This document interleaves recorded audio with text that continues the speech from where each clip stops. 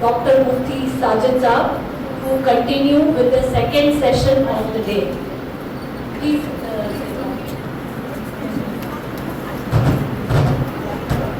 Bismillahirrahmanirrahim.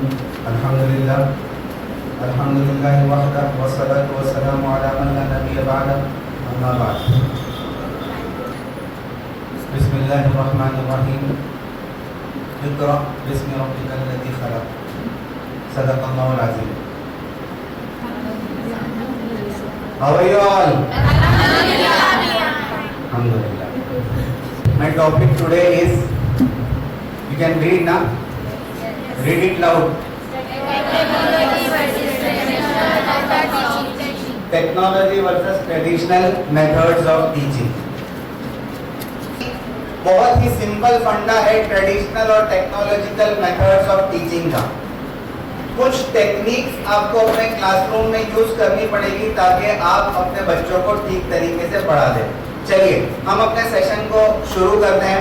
सबसे पहले मैं अपना छोटा सा इंट्रोडक्शन देना चाहूँगा, क्योंकि ये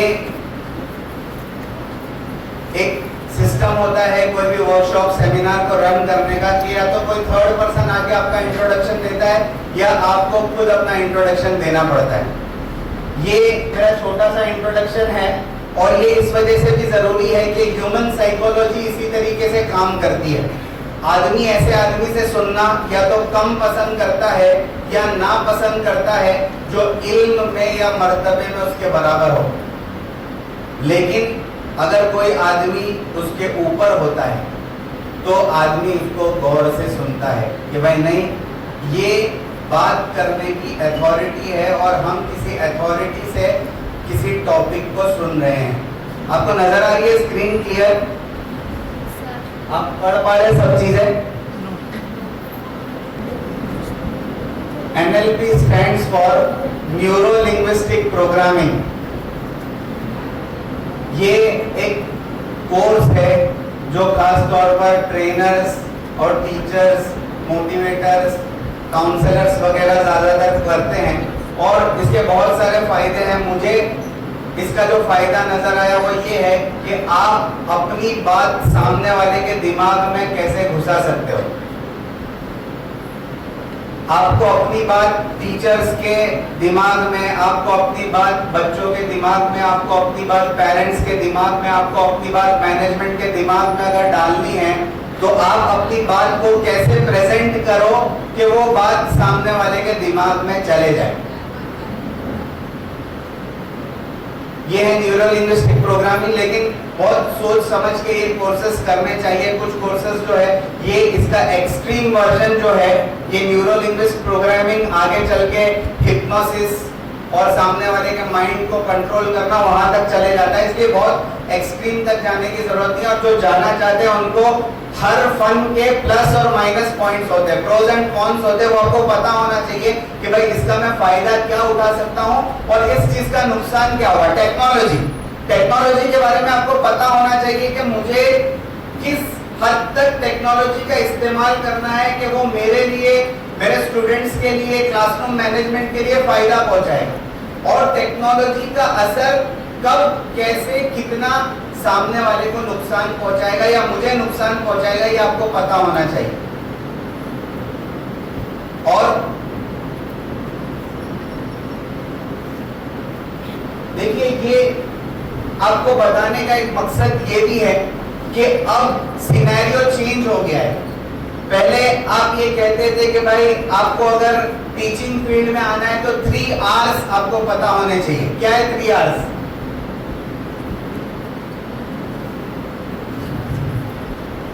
सॉरी, 3 आवर्स आपको पता होना चाहिए अगर आप टीचिंग फील्ड में हैं। बहुत सिंपल 3 आवर्स है, ये हमारा हाल है। बहुत सिंपल 3 आवर्स है आपको टीचिंग फील्ड में अगर आना है। रीडिंग, राइटिंग एंड अरिथमेटिक आपको आना चाहिए। और अब सिनेरियो चेंज हो गया है। 21st सेंचुरी में अगर आपको टीचिंग फील्ड में आना है तो आपके पास 4 C's होने चाहिए। What are those 4 C's?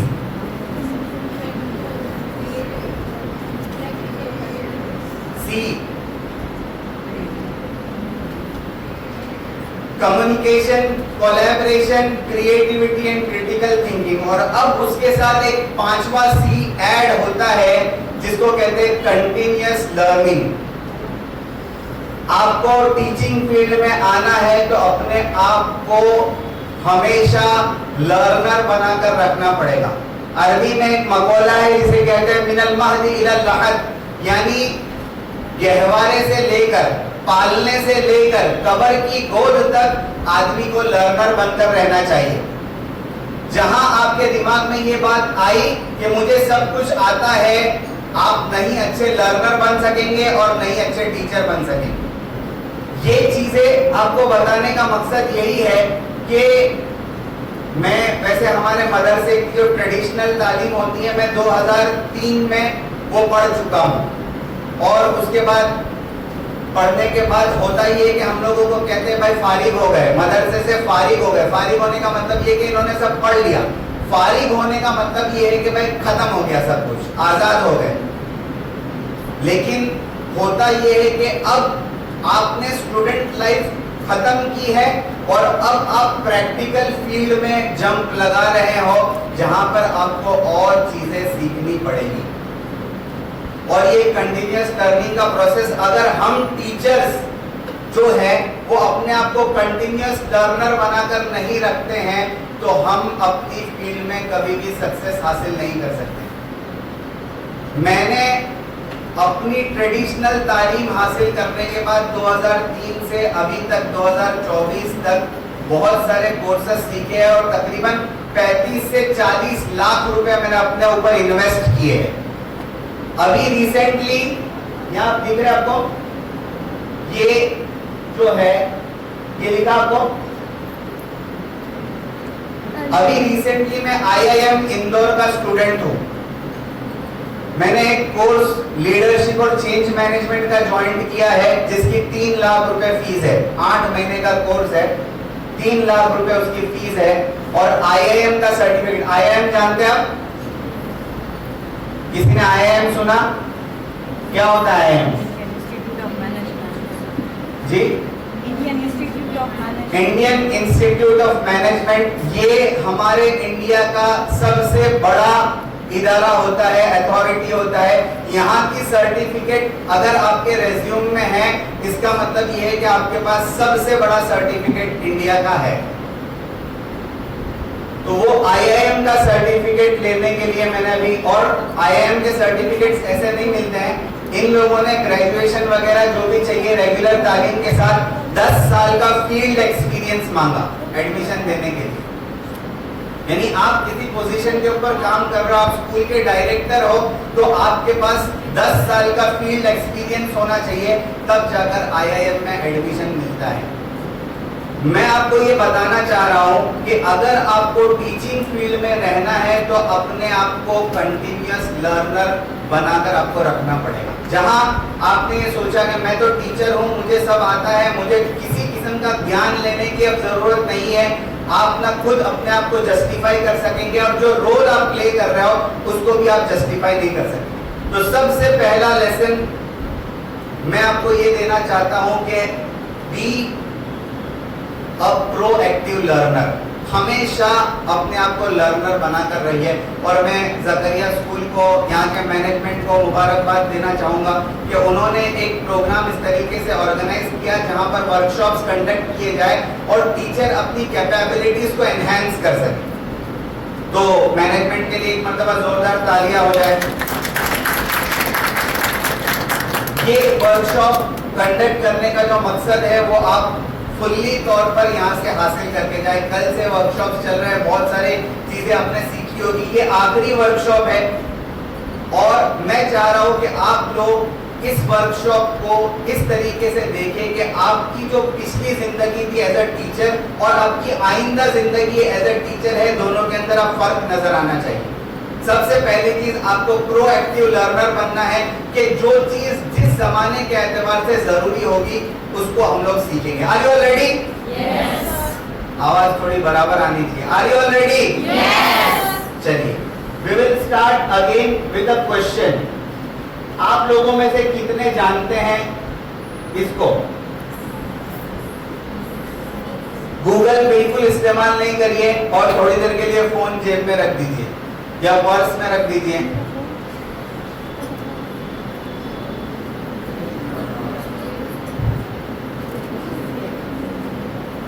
Iris, ये नाम कितनों ने सुना अब तक, या ये नाम या इस चीज के बारे में आप में से कौन जानता है? आइरिस जी, नाम सुना है पर नाम सुना है लेकिन पता नहीं क्या है। आमिना तुम मत बोलो जी। और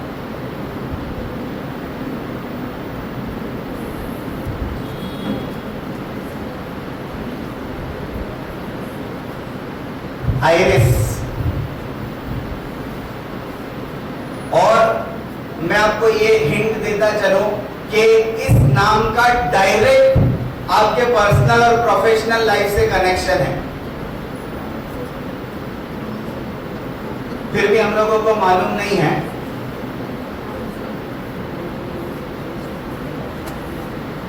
और हिंदू जी, बहुत दूर की बात नहीं है, बस मार्च 2024, कितना वक्त गुजरा है? मार्च 2024, बोलिए ना, 1 महीने के करीब की बात है। बहुत पुरानी, में लॉन्ग बैक एसॉप्स फेबल की बात नहीं कर रहा हूं, बहुत पुराने जमाने की एक कहानी नहीं सुना रहा हूं आपको। अभी रिसेंट 1 महीने की बात है, और ये जो चीज है इसका आपके साथ डायरेक्ट कनेक्शन है।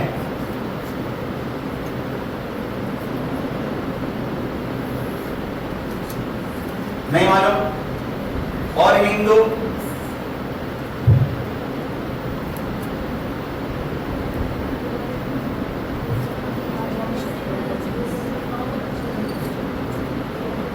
She is iris.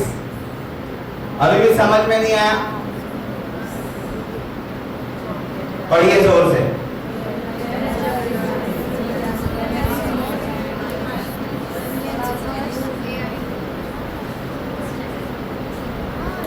ये आपका फ्यूचर कॉम्पिटिटर है, लेकिन आपको पता नहीं है कि मार्केट में आपका कॉम्पिटिटर कौन है। समझ रहे आप लोग क्या है? क्या अभी भी समझ में नहीं आया? क्या है? AI, ह्यूमन रोबोट, जो बहुत जल्दी आप लोगों को क्लास से रिप्लेस करेगा। Is it possible? बोलिए ना। आप लोग सब चीजें पढ़ रहे हैं ना? क्या क्या लिखा है पढ़ रहे हैं ना आप लोग? इसके फीचर्स बताओ मैं आपको। पढ़िए, जोर से पढ़िए सब।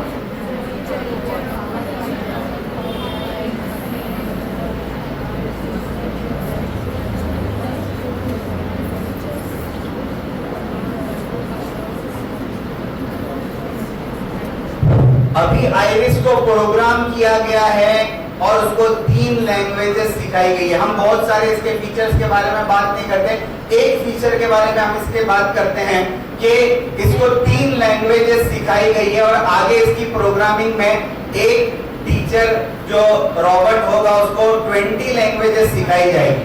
हम दूसरे सब कैलकुलेशंस और मैथमेटिकल प्रॉब्लम्स और केमिस्ट्री, बायो, फिजिक्स की बात नहीं कर रहे, सिर्फ लैंग्वेज की अगर बात करें तो इसको अभी 3 लैंग्वेज आती है, और आगे चल के इसको 20 लैंग्वेजेस सिखा दी जाएगी।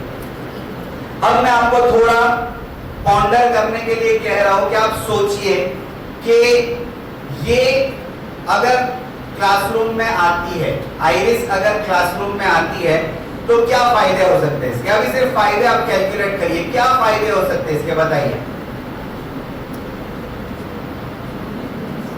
बोलिए जल्दी जल्दी। सही इंफॉर्मेशन देंगे, इनसे गलतियां नहीं होगी। नंबर 1 आप लिखिए, आप खुद लिखिए इनको क्या क्या फायदे। एक चीज कि ये जो इंफॉर्मेशन देगी वो बिल्कुल एक्यूरेट होगी, इसके अंदर कोई गलती नहीं होगी। नंबर 1। 2, ये कभी थकेगी नहीं। नंबर 2, हम थक जाते हैं, टीचर्स थक जाते हैं, घर का काम करना है, यहाँ अगर काम करना है, हम लोगों को घर पे सास का सुनना है, शौहर का सुनना है, बच्चों का सुनना है, यहाँ के मैनेजमेंट का सुनना है, एचएम का सुनना है, फिर कलीग्स का सुनना है, हेड टीचर का सुनना है, कभी कभी वो खाला भी सुना देती है हम लोगों को। तो ये सब चीजें बोलिए ना, ये कभी भी थकेगी नहीं और हमेशा एनर्जेटिक रहेगी। नंबर 2। नंबर 3, बोलिए थोड़ा अपने क्रिटिकल थिंकिंग को जरा काम शापन करिए जी। सॉरी,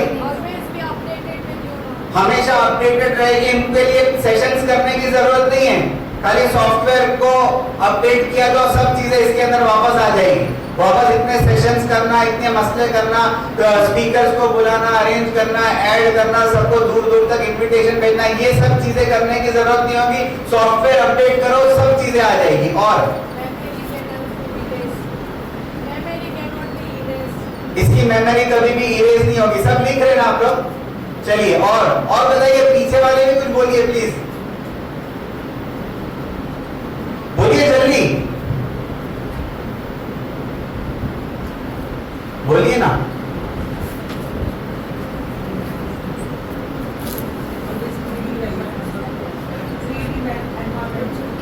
क्रिएटिव होगी, नई नई चीजें सीखेगी, सिखा सकती है। और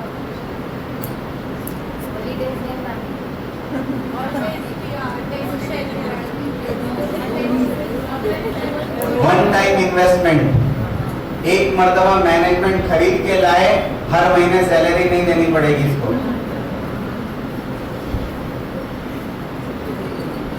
समझ जी? छुट्टियां नहीं लेगी ये। मैडम को टीचर्स की छुट्टियों के लिए परेशान नहीं होना पड़ेगा कि ये छुट्टी लेके गई, बार बार छुट्टी ले रही है। और जी, अब वन टाइम इन्वेस्टमेंट है, खराब होने के लिए अभी क्या है कि आपने देखा ना, अभी कोई कंप्यूटर या ले लो तो 3 साल का 5 साल का पैकेज मिलता है, खराब होता है फ्री में आके रिपेयर करके जाते हैं जी। और बोलिए,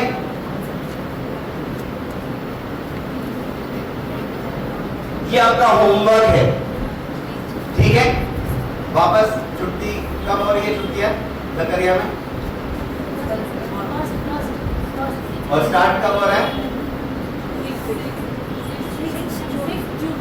6 जून को। आपको इसके एडवांटेजेस और डिसएडवांटेजेस जितने ज्यादा जो लिख कर आएगा, इंशाल्लाह उनको यहाँ से इनाम मिलेगा। जकरिया वाला देवे तो ठीक है, नहीं तो मैं दूंगा, देंगे। चलिए देंगे भाई, समझ में आए? बहुत सारे होमवर्क्स आपको मिलेंगे ये सेशन में, ताकि ये वेकेशन आप लोग बिजी रहे अपने आप को नेक्स्ट लेवल पर ले जाने के लिए। अगर आप इसके लिए तैयार हैं तो ये हमेशा के लिए आपके लिए लाइफ लॉन्ग लर्निंग लेसन्स होंगे। Are you all ready for it? जोर से बोलिए ना। चलिए, तो ये आपको एक काम है, अभी टाइम नहीं इसलिए मैंने आपको कुछ चीजें बताई। ये आइरिस अगर आपके रिप्लेसमेंट में क्लास में आती है तो आपको ये देखना है कि आप एज अ टीचर क्लास में क्या प्रॉब्लम्स फेस करते हैं, और आइरिस जो है अगर क्लास में आई तो उसको क्या प्रॉब्लम्स फेस करने हैं या क्या प्रॉब्लम्स फेस नहीं करने हैं, जो भी है इनको देखना है।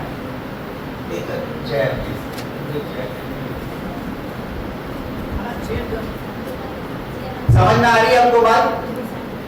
ठीक है, तो आपको ये लिख कर आना है जितने टीचर्स हैं इररेस्पेक्टिव और स्कूल, कौन से स्कूल के, जकरिया और राइट वे वाले, इसके अलावा टीचर्स हैं और कोई स्कूल के टीचर्स हैं? चलिए कोई बात नहीं, समझ में आ रही है बात आपको इतनी?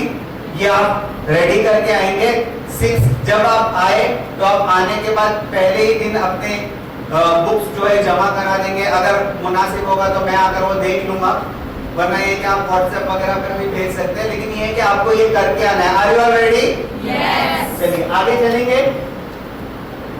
मैं अब आपको बता रहा हूं कि ट्रेडिशनल और टेक्नोलॉजी की टक्कर कब से ज्यादा घमासान हो गई। यानी ये बहुत पुरानी बात है, लेकिन कुछ वक्त से इसके अंदर बहुत ज्यादा शिद्दत पैदा हो गई। कब से जी? कोविड के जमाने से। तो आपको ये नजर आ रहा है ना कोविड का चेहरा। हम लोग थोड़ा देखेंगे कि बिफोर कोविड क्या था टीचिंग फील्ड का हाल और आफ्टर कोविड क्या था। ठीक है, तो सबसे पहले हम लोग बोलिए ना बिफोर देखेंगे। क्या नजर आ रहा है आपको?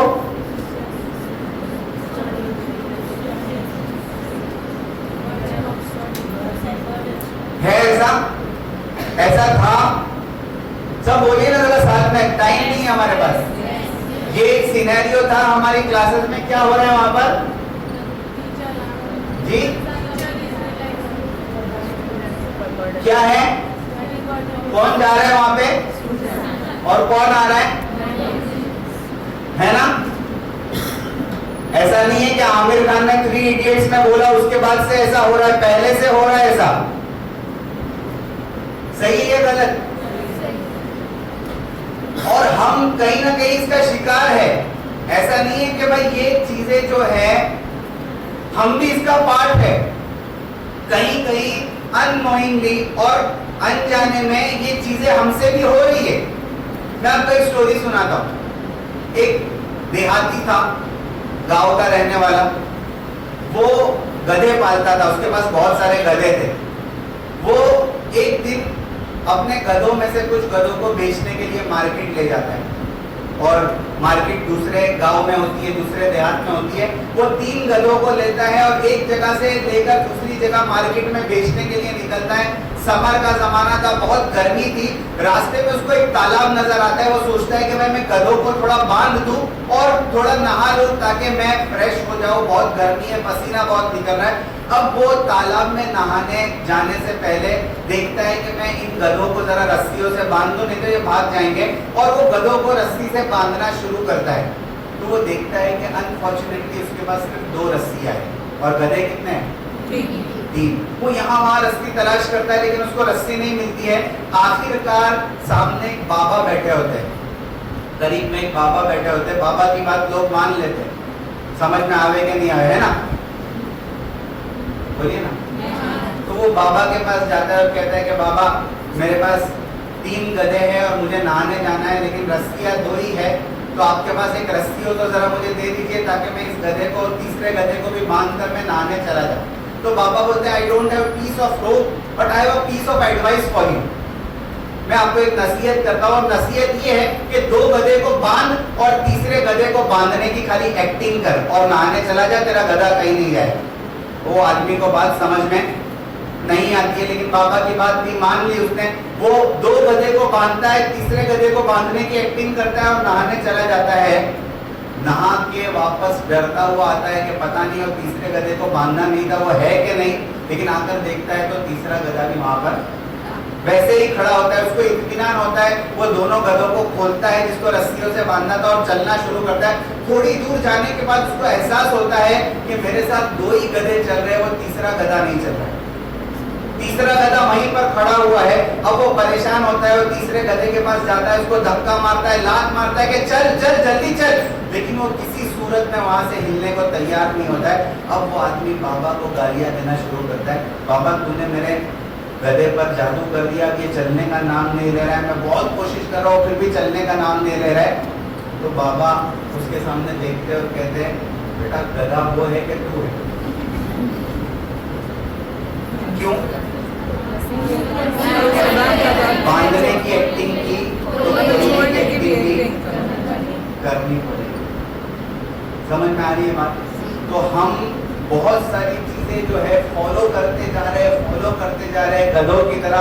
पता नहीं उसका इम्पैक्ट हो भी रहा है कि नहीं हो रहा है, और हम भी गधे बन गए हैं उनकी इस रैट रेस के अंदर भागते हुए। कहीं ना कहीं हमको एहसास नहीं हो रहा है कि हम भी गधे प्रोड्यूस कर रहे हैं। इज इट राइट और रॉन्ग? चलिए और नजर आ रहा है आपको? और देखिए क्या है इसमें जी? क्या हो रहा है?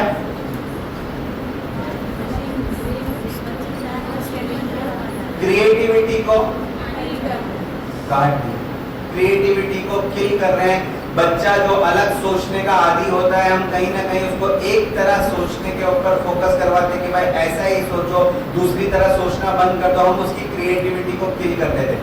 आप यकीन नहीं मानोगे, बच्चा पैदा होता है, एक नासा का रिपोर्ट है 95% क्रिएटिविटी के साथ, और जब वो अपनी तालीम मुकम्मल करता है, स्कूल से निकलता है, तो वो रिसर्च ये बताता है कि उसके पास सिर्फ 2% क्रिएटिविटी बाकी रहती है। 95% क्रिएटिविटी के साथ एक बच्चा पैदा हुआ है और स्कूलिंग सिस्टम खत्म होने तक उसकी 93% क्रिएटिविटी खत्म हो जाती है, सिर्फ 2% क्रिएटिविटी उसकी बाकी होती है। नासा का रिसर्च है, आप जाकर उसको गूगल करिएगा, आपको पता चलेगा कि क्रिएटिविटी कैसे किल की जाती है। समझ में आ रही है बात? अब ये बहुत सारी चीजें, इसकी डेप्थ में मैं नहीं जाना चाहूंगा, मैं जल्दी जल्दी अपनी बात को पेश कर रहा हूँ। और आगे देखिए क्या हो रहा है,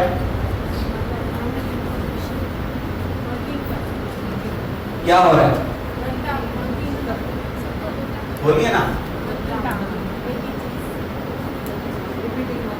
अरे बोलो जल्दी से। यहाँ कुछ चीजें हैं जो किसी भी तरीके से अंदर दाखिल करने की कोशिश की जा रही है कि ये बच्चों के दिमाग में दाखिल हो जाए, और वो बच्चा जो नेचर के साथ कनेक्ट होने की कोशिश करना चाहता है और नेचर के जरिए से वो बहुत सारी चीजें सीखना चाहता है, वो होने नहीं दिया जाता। क्यों? क्योंकि सिलेबस पूरा कराने की फिक्र है। नेचर के साथ अगर कनेक्ट करने जाएंगे तो सिलेबस पूरा नहीं होगा। और चलिए आगे क्या है, टीचर ने पूछा कि please let me do the shape of pizza. अब वो बच्चा क्या बोलेगा? ट्राइंगल बोलेगा, रेक्टेंगल बोलेगा, स्क्वायर बोलेगा, सर्कल बोलेगा, क्या बोलेगा जी? बच्चा अगर पूरा पिज्जा देखा है तो वो पूरा पिज्जा सर्कल में होता है तो वो सर्कल बोलेगा। अभी स्क्वायर और रेक्टेंगल अलग अलग किस्म के भी पिज्जा आते हैं मार्केट में। और अगर उसने पिज्जा का पीस देखा है तो वो क्या बोलेगा? अगर पिज्जा का बॉक्स देखा है तो क्या बोलेगा? अब अगर बच्चा कुछ भी बोल रहा है तो टीचर किसको सही बोलेगी, किसको गलत बोलेगी?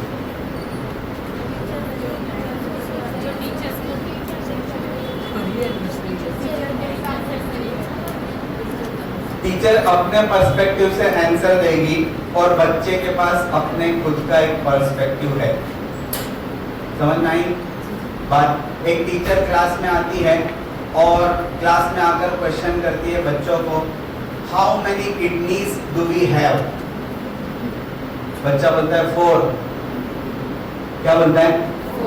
4। वो टीचर उसके ऊपर भड़क जाती है कि नालायक, बेवकूफ, बेशरम, डोबा, गधा, जो भी उसको आता है वो बोलती है और कहती है पता नहीं है कि हमारे पास कितनी किडनी है, तेरे को पता नहीं है, अब तक इतने टाइम से मैं तेरे को बता रही हूँ। तो वो बच्चा बोलता है कि टीचर आपने क्वेश्चन किया how many kidneys do we have and we stand for plural, आपके पास 2, मेरे पास 2, 4 किडनी। राइट और रॉन्ग? चलिए और चलिए, इवैल्यूएशन सिस्टम के बारे में बहुत सारी चीजें आपके सामने आई हैं, आपको पता भी है कैसे इवैल्यूएशन होता है, और ये आइंस्टाइन का कोड भी है कि भाई इफ यू जज अ फिश, कैसे? क्लाइंबिंग द ट्री, कि भाई तू कौन अच्छे से ट्री पर क्लाइंब करता है, तो बंदर के अलावा जितने भी जानवर है वो सोचेंगे हम लोग तो बेवकूफ है। ठीक है, हम लोग इसी तरीके से इवैल्यूएशन अपने स्कूल्स में करते हैं। और देखिए आगे बहुत सारी ऐसी चीजें जो बच्चों के दिमाग में उतरती नहीं है, या कहीं ना कहीं हमारे अकीदों के साथ वो चीजें क्लैश होती है, वो भी हम किसी तरीके से अपने बच्चों के दिमाग में डालने की कोशिश करते हैं। और ऐसा हो रहा है इसमें बहुत जल्दी आप लोगों को समझ में आएगा कि हाँ ऐसा हो रहा है ना। और देखिए आफ्टर कोविड, ये बिफोर कोविड था, आफ्टर कोविड क्या हो गया?